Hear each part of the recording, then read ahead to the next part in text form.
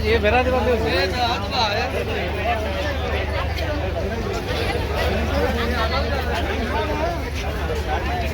ಹೌದಲ್ಲ ಬಿಡಬೇಡ್ರಿ ಟ್ರೈನ್ ಕೆಳಗೆ ಹೋಗೋದು ಬಿಡ್ರಿ ಕಡೆ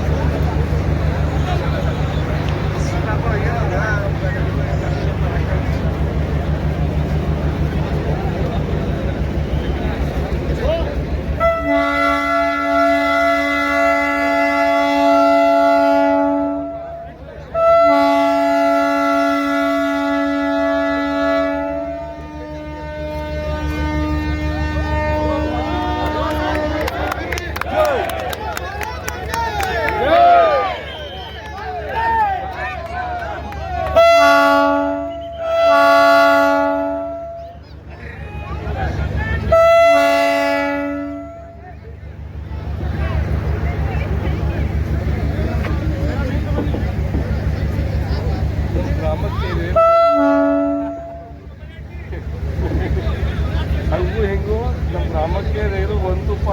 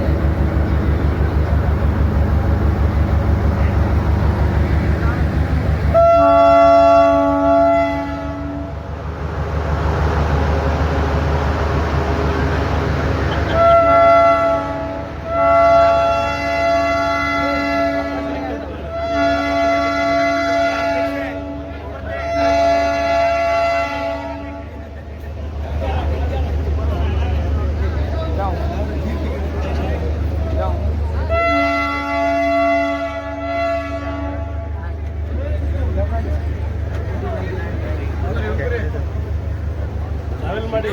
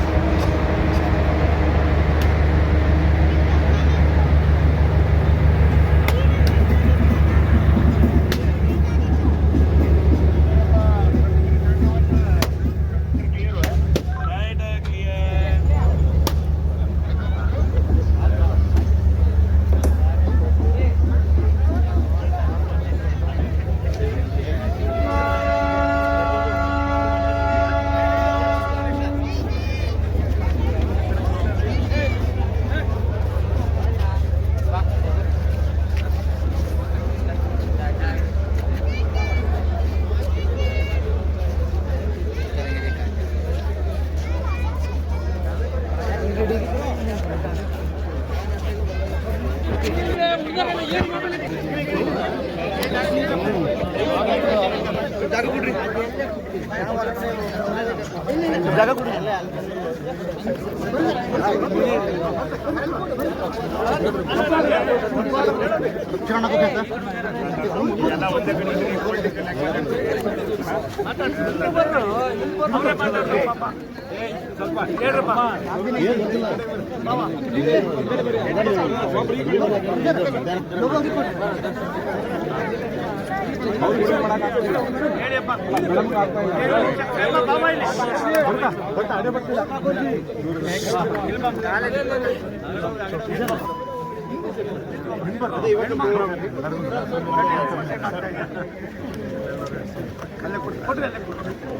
ಹೇಳಿ ಸರ್. Okay sir.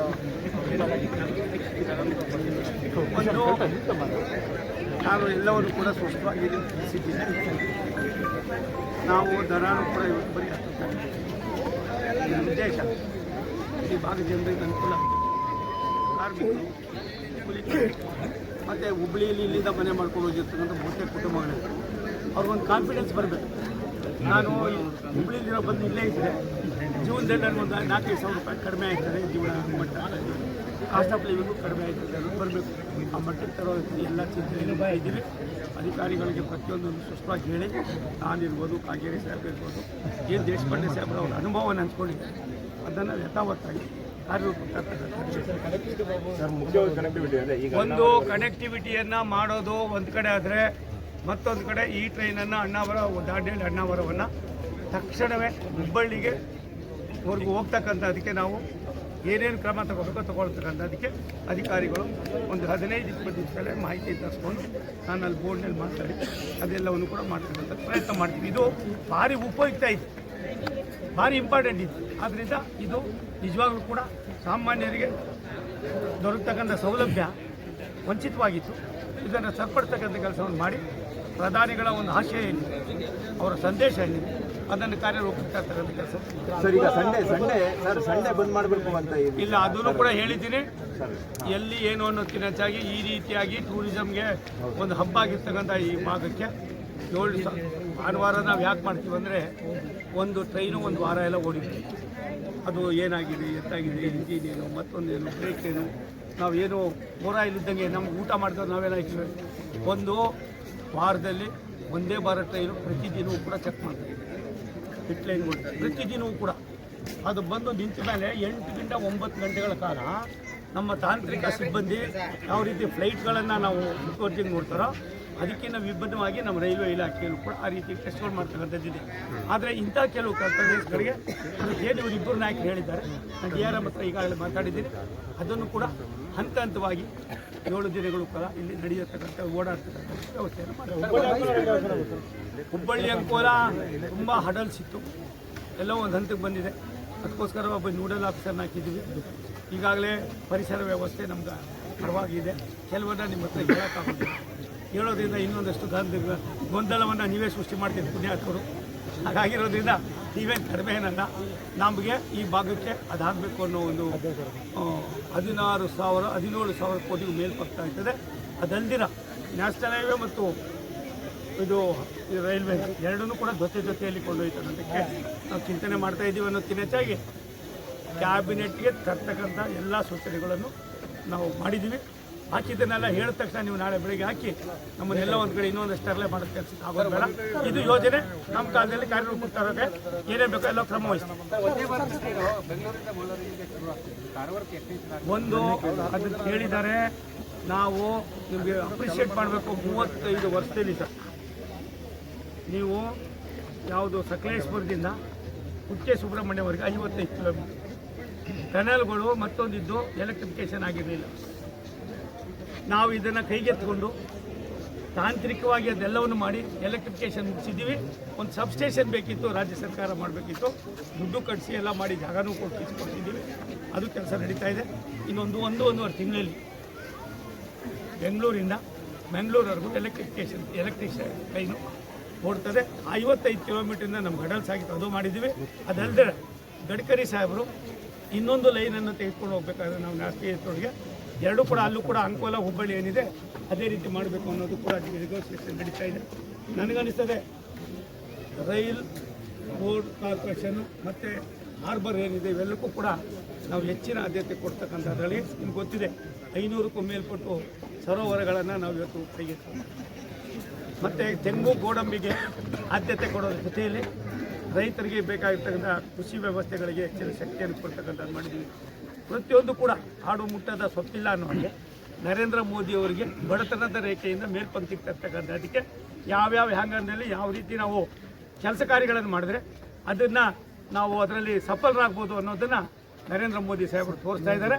ನನಗನ್ನಿಸ್ತದೆ ಇನ್ನು 1-1.5 ವರ್ಷದಲ್ಲಿ ಭಾರತ ದೇಶ ಇವತ್ತು 4ರಲ್ಲಿದೆ, 3ಕ್ಕೆ ಬರ್ತದೆ, ಆಮೇಲೆ 2ಕ್ಕೆ ಬರ್ತದೆ, ಆಮೇಲೆ 1ಕ್ಕೆ ಬರ್ತದೆ. ನೀವೆಲ್ಲರೂ ಕೂಡ ನೀವೆಲ್ಲರೂ ಕೂಡ ಅದು ಅನುಭವಿಸ್ತಕ್ಕಂಥ ಪರಿಸ್ಥಿತಿಯು ಕೂಡ ದೇಶಕ್ಕೆ ಪರಮಾತ್ಮ ನರೇಂದ್ರ ಮೋದಿಯವರ ದೂರದೃಷ್ಟಿ ಅಭಿವೃದ್ಧಿಯ ಚಿಂತನೆ ಸಾಕಾಗಿದೆ.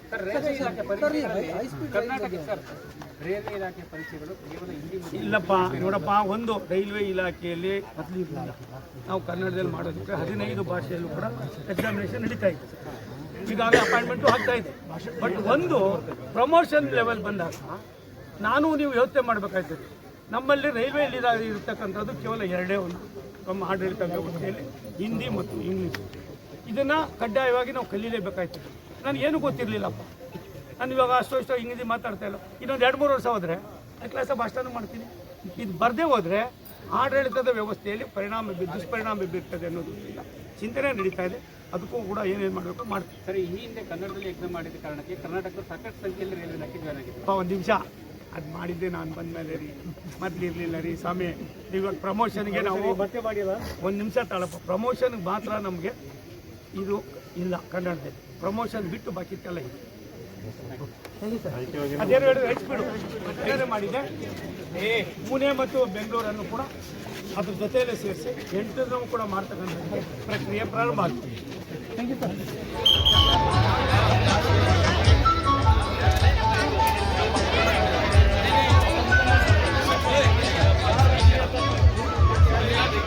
ದಾಂಡೇಲಿ ಅಣ್ಣಾವರ ಮಧ್ಯದ ಬಹುದಿನದ ಕನಸನ್ನ ಈಡೇರಿಸಲಿಕ್ಕೆ ಸನ್ಮಾನ್ಯ ಸಚಿವರು ಆದಿಯಾಗಿ ಎಲ್ಲ ಹಿರಿಯ ಜನಪ್ರಿಯ ಅಧಿಕಾರಿಗಳಿಂದ ಮತ್ತು ಜನಪ್ರತಿನಿಧಿಗಳು ಈ ಕಾರ್ಯಕ್ರಮಕ್ಕೆ ಉಪಸ್ಥಿತರಿದ್ದ ಕಾರ್ಯಕ್ರಮಕ್ಕೆ ಹಸಿರು ನಿಶಾನೆಯನ್ನು ತೋರಲಿಕ್ಕೆ ತೆರಳುತ್ತಾ ಇದ್ದಾರೆ. ತಾವೆಲ್ಲರೂ ಕೂಡ ಈ ಕಾರ್ಯಕ್ರಮಕ್ಕೆ ಇದೇ ರೀತಿ ಶಾಂತತೆಯಿಂದ ಅನುವು ಮಾಡಿಕೊಡಬೇಕಾಗಿ ವಿನಂತಿ.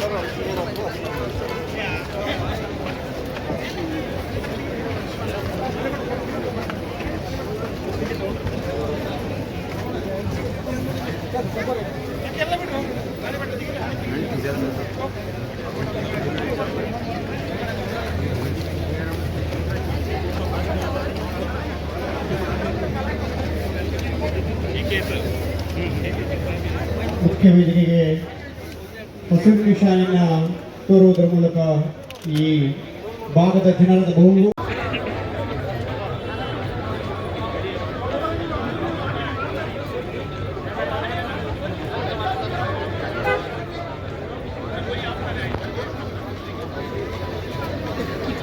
ಬಿಡಿ ಹಿರೇಮಠ ಕಾರ್ಮಿಕ ಸಂಘ ಹೆಮ್ಮೆಯ ಮುತ್ಸದ್ದಿ ನಾಯಕರಾದ ವಸತಿ ಯೋಜನೆಗಳಿಗೆ ಕ್ರಾಂತಿಕಾರಕ ಬದಲಾವಣೆಗಳನ್ನು ನೀಡಿ ರಾಜ್ಯದುದ್ದಕ್ಕೂ ರಾಜ್ಯ ರೈಲ್ವೆ ಯೋಜನೆಗಳಿಗೆ ಕ್ರಾಂತಿ ಸ್ಪರ್ಶ ನೀಡಿರುವಂತಹ ಸನ್ಮಾನ್ಯ ಸಚಿವರಿಗೆ